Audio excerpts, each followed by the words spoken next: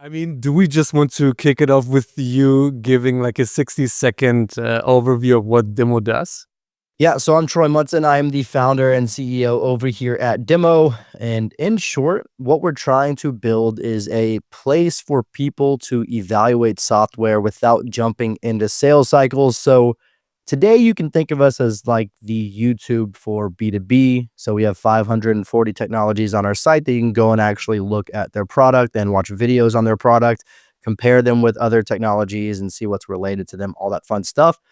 What we want to be in the future is think of that mixed with a little bit of Amazon where you can put it into your cart and then we'll be able to analyze these companies in real time and say, hey, based on your challenges and your company size and all of that fun stuff, your tech stack, your tech environment, all of that stuff, we want to be able to recommend you the right technology for you. Then you can go inbound and be like, hey, I think this is a good fit. Tell me why. So that's what we're looking to build is the way to just have essentially self-service evaluation on software as easy as possible and without any bias like review sites. But yeah, What I love most, what like when I found out about Dimmo is basically that you don't have to suffer through sales guys giving you a customized demo. Um, but okay, what we're here for today is basically to talk about how you leverage LinkedIn, which because I obviously stalked a couple of other podcasts you were on, because you were recommended of like someone who's crushing it on LinkedIn. And in one show you mentioned that you're driving, but I mean, that's a while back, so who knows if it's still true, that you drive 90% of all revenue through LinkedIn. Did I yep. misunderstand that, or is that right? That's a crazy number. No, that is absolutely true. And I wouldn't say, for further clarification, I wouldn't say it comes directly like from a LinkedIn message, but it's people that typically know me or follow me or have followed me on LinkedIn. And then I'll reach out to them and it's a much easier sale. It's like, yeah, I trust you. You've been helping me out for the last couple of years. Yep. So that's what it really means. And yeah, I'd say 90% of our revenue, 90% of our traffic comes through LinkedIn. And now this is kind of a tangent, but now we're doubling down on actually trying to get away from that. I'll still always do Interesting. LinkedIn, Yeah. but like we need more channels than just my LinkedIn presence. But absolutely, yeah, that's where all the revenue comes from, just about. Got it. But then, I mean, maybe let's lay a bit of the foundation, because you were founded roughly a year ago. I think you said that you launched on like 15th of May 2024, and you raised only an angel round and nothing extra. Tell us a bit about where are you right now in terms of like revenue or customers or anything you can share, and then set the stage for what was like the setup you were in when you started the company in terms of like co-founders, funding, network or following, just like where you came Yeah. from in a way there. Yeah, absolutely. So yeah, we started off with demo days. So as a service, a lot of people asked me about how I started Demo. We didn't have to take money, or we didn't have to take $1 out of our pocket, which is great because we did these demo days. They would generate several thousand in revenue each month, and then we would just use that to continue to build the company. So it was beautiful. To scale, we needed a little bit of money, so we did raise an angel round. We actually oversubscribed that angel round, and I guess you can call it like a pre-seed, but it's smaller than a pre-seed. So we just raised a little bit of money. So Yeah. I don't really know what to call it.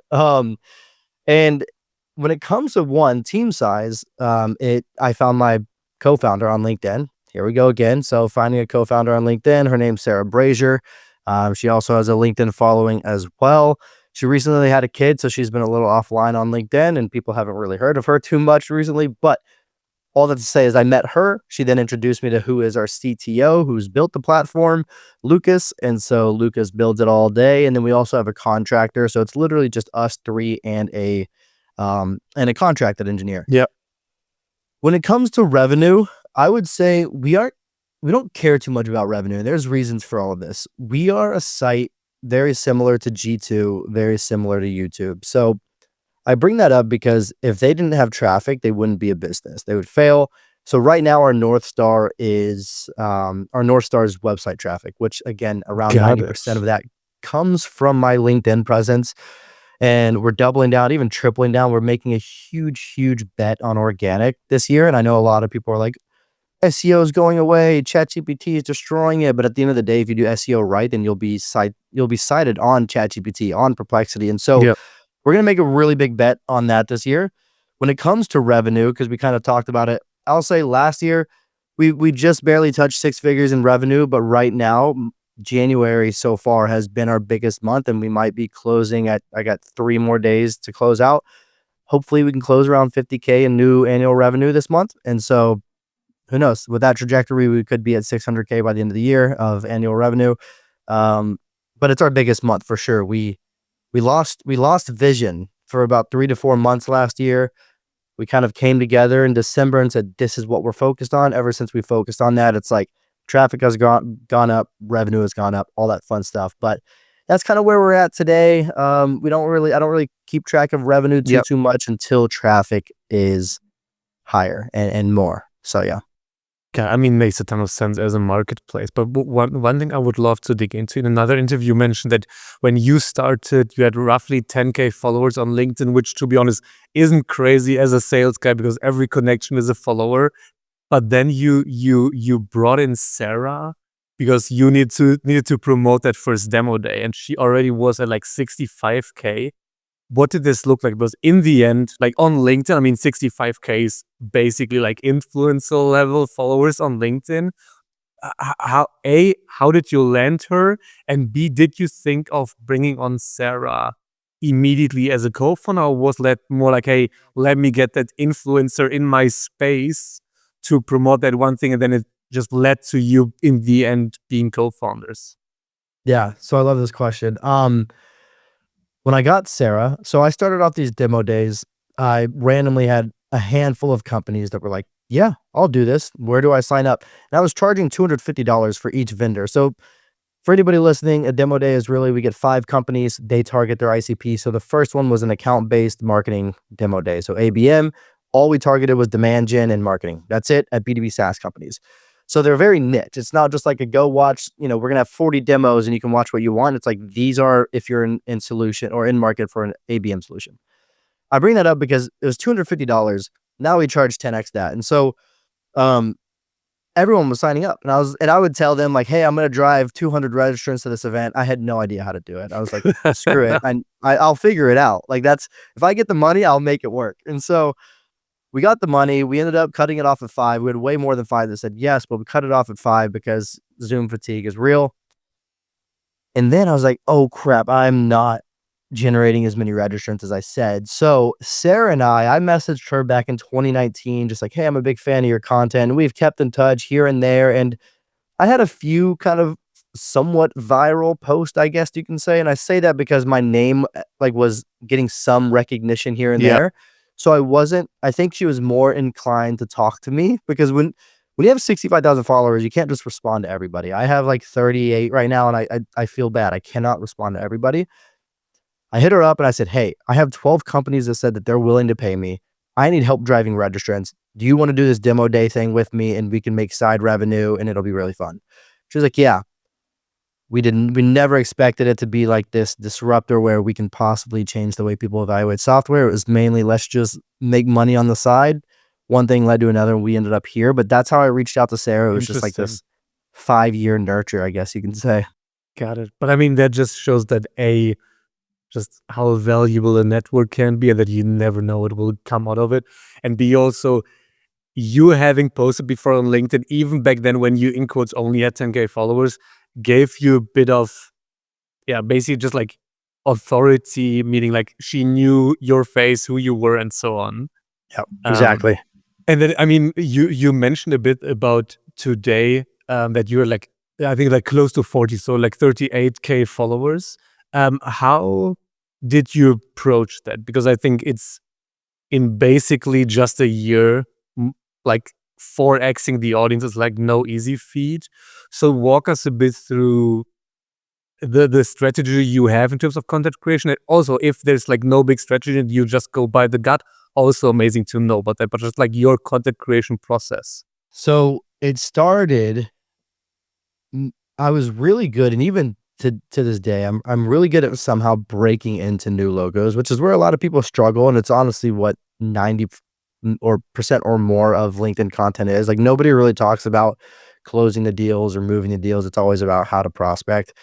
I think it's getting a little noisy, but that's just what I'm best at. Like if we were to rate myself, I'd be like around a 10 at that, and I'd be like a 7 at everything else. I'm really good at getting resources to help me out with other things, but I'm really good at breaking into new logos. So what I did was anytime I one, there's two ways. Anytime I booked a meeting, I would post on LinkedIn exactly how I booked that meeting. Like, hey, I just sent a LinkedIn video to this guy. I followed up 3 days later. This is exactly what I said. He didn't respond. So then I said this, and then he responded and we booked the meeting. I would tell exactly step by step what I did. And that helped me out a lot.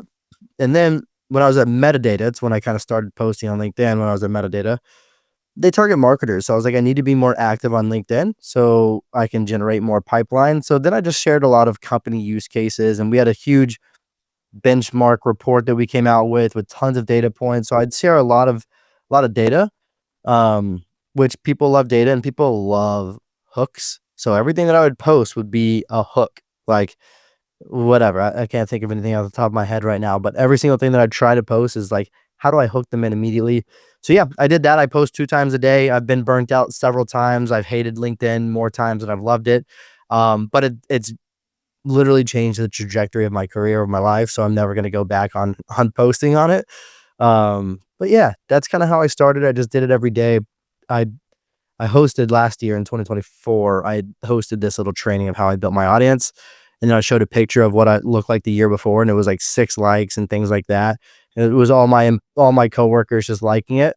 And then it was like a year later, and there's like hundreds on each Yeah. post, right? And so it's really just consistency, and then you become a really good writer, which is great. But that's how I started. On the content creation part, it's really just, did I book a meeting today? Did I book a meeting this week? Did I have a win this week? Let me share exactly what I did to get that win, get that meeting, get that deal, whatever it is. And that's my content creation strategy. It's a Yeah. little bit more in depth. I can get into But I details, but mean, that's let's yeah. maybe dissect that a bit because if I understand correctly, you're mostly creating content for sale, basically SaaS sales guys in a way.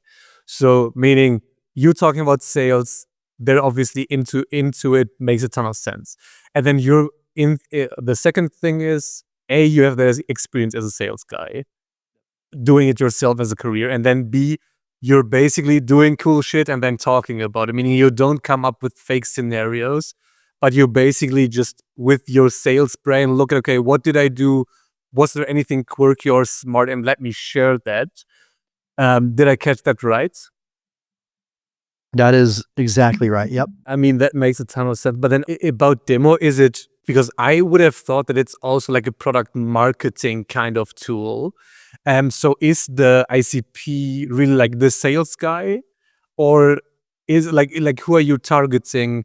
Like me, because what I'm trying to get to is like, how do you make the match of, okay, this is the content I'm great at creating, and that's the people I in the end need to drive to my company, because I mean, you're not doing LinkedIn for shits and giggles, so that's what I'm trying to get to.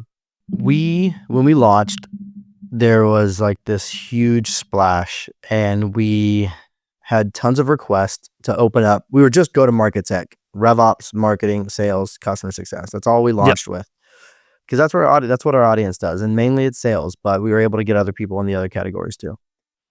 Um, we had a ton of requests, and we were like, we ignored them for a bit, and then once you get so many people like, hey, put fintech, put cybersecurity, put HR, it's really tough to say like, no. And so we ended up opening up the floodgates, and this will all come back, I promise. And so that's when we lost our vision. We're like, oh crap, like we're not really focused on just what we know best. We're focused on everything. And now we're struggling to figure out how to drive traffic for everything. So all that to say is, when we sell to a company, we typically sell and work with marketers at that company. Like I have a call with the CMO literally right after this.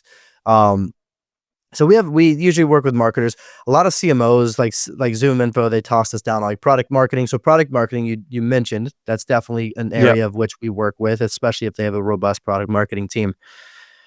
However, now because we're narrowing our focus, my goal is, let's go drive a decent amount of revenue, multiple 6 figures in ARR, specifically in sales and RevOps, because that's where our audience is, specifically in sales and RevOps tech. So I'll go reach out to, call it a Zoom Info, a 6 Sense, or whatever it is, and I'm working with that marketing team.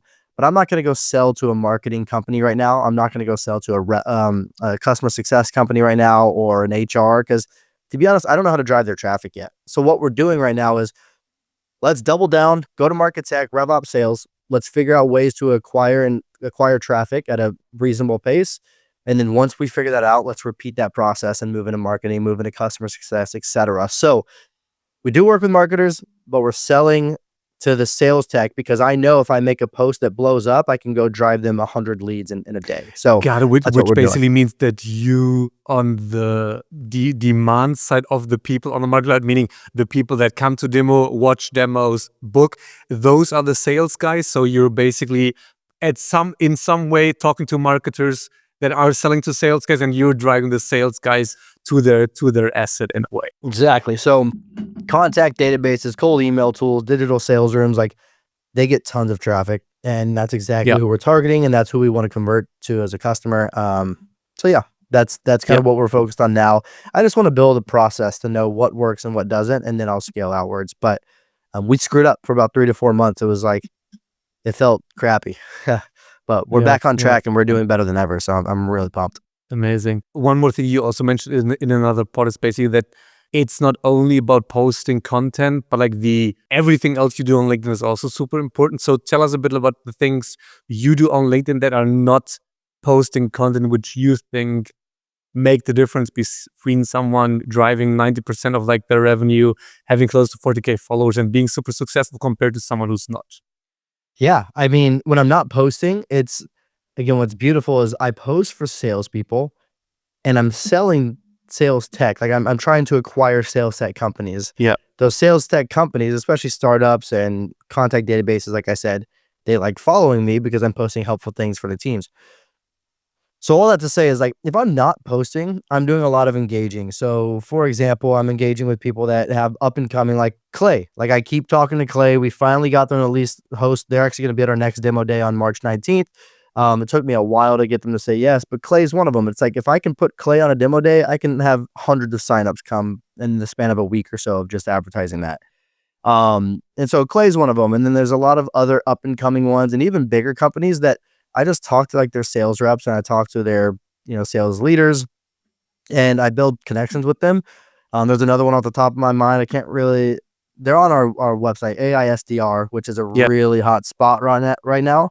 And I just built a relationship with the founder there. And next thing you know, it's like, I'm nurturing it. And I'm like, hey, I think it might make sense for you to not be on our free plan because you're getting a lot of traffic. You're getting a lot of leads, things like that. And so when I'm not posting, I'm just like, I spend most of my time on LinkedIn. I'm usually just building relationships through DMs, on comments.